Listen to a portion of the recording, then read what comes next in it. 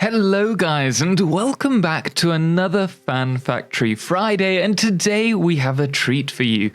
Very kindly, Drawing Xaos has submitted his Chaos Factory for us to check out, and this is one of those builds which takes on quite a different approach to the norm. And with 430 hours in game, he has quite the colossus, and everything his world has to offer reflects his personality, being an artist at heart. Like with each stroke of a brush, he's purposefully imprinted his design throughout the architecture in this world. And if I could label this style, with myself not being an architect, I'd say it's a satisfactory version of Gothic, or at least it is in nature, with all the arches and jagged pieces. Now, this save has made use of a few mods to help with the construction, notably the pack utility and area actions, but regardless of using mods or not, what he has achieved is a feat within itself. Before going over the main factory and looking at what he's constructed, we'll check out the power infrastructure, and to get there we will leave the main factory and head along the rails around the north of the map. Now, I must admit I love the symmetrical rails, and as we've stated prior to this, two-way rail systems are great for future-proofing once train collision is brought to the game, and I love all these supports that the rails have, which you can find throughout his build. Upon arriving at the power plant, you'll see a huge population of fuel generators. Currently, only the bottom floor is being run and is sufficient enough to provide over 100,000 megawatts thanks to using the turbo fuel recipe, whilst also making the most out of the diluted packaged fuel alternate recipe. What stands out most to me here are the pipes. Now, I love how they've been uniformly put, and I also love the similar approach to his logistics for the coal and sulfur. It's neat and compact and really makes this section stand out.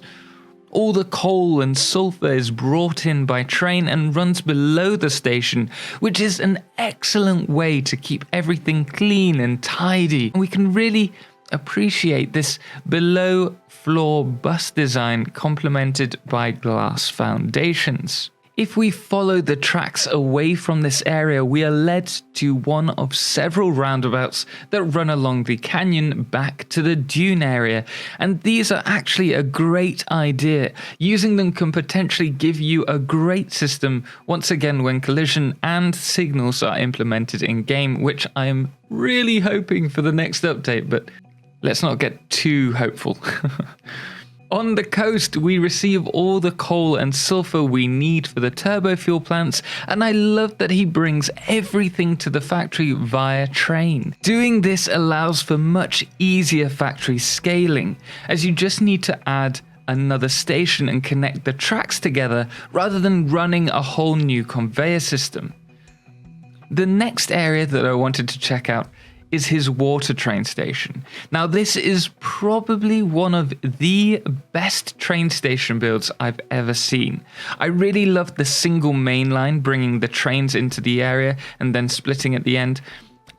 And it is a really cool system to implement, although I do wish that he used a two-way track like we've seen previously in between the train station and the factory. Now, I love the extractors under the train station, and he's once again got some really nice piping, and the thing is, it's mirrored across the whole build. But what really stands out to me, my favorite section, are these arches. I mean, there's something I'd really love to implement into some of my builds at some point. They really do look stunning. Really great work there. Moving over to the factory, he has a pillar spire to bring the trains up to the correct train station level. And I can appreciate the architecture here, but I find the pillars just a little bit too much for my personal taste. But in his defense, beauty is also on the inside, and once again, that prevails here with these gorgeous pipelines. I'm really jealous right now, as I really struggle with pipes.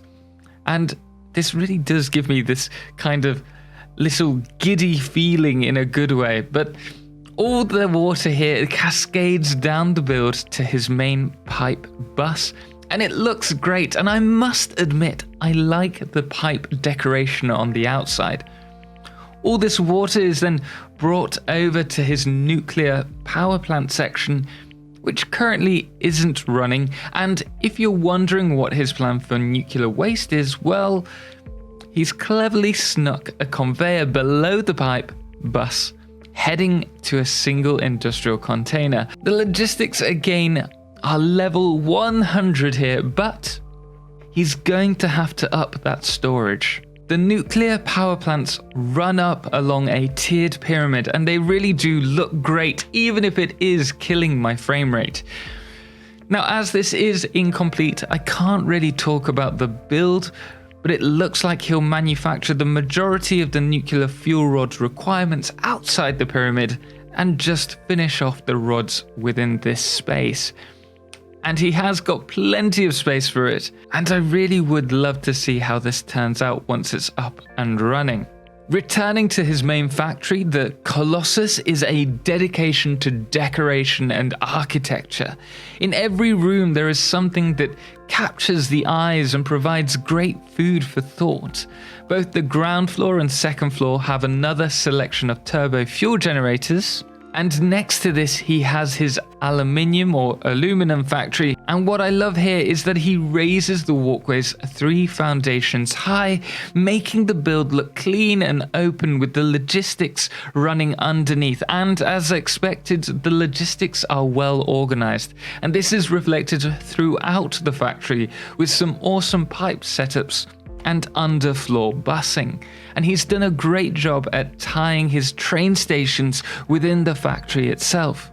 It's rather impressive all in all, to say the least. And at the heart of this build, he has the space elevator.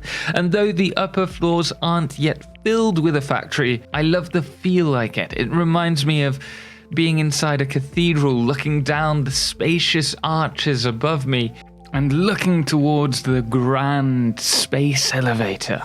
It really is a dedication to architecture, and it looks great. This build does not disappoint at all. Really, it's great work. So there we are, guys. If you did enjoy this build, then be sure to drop a thumbs up and send some love back to Drawing Xaos, who also posts Satisfactory content on his YouTube, and I'll place the link below. And obviously, if you love my content, you can join me on Twitch or YouTube weekly. But to sum up this build, despite having an incredible factory, the magic is most definitely in the details.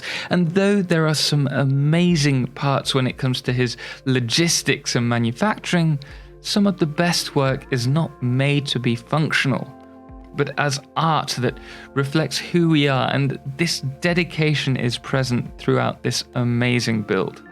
Anyway, guys, we are going to leave it there. Thank you so much for watching. And as always, until next time, ciao for now.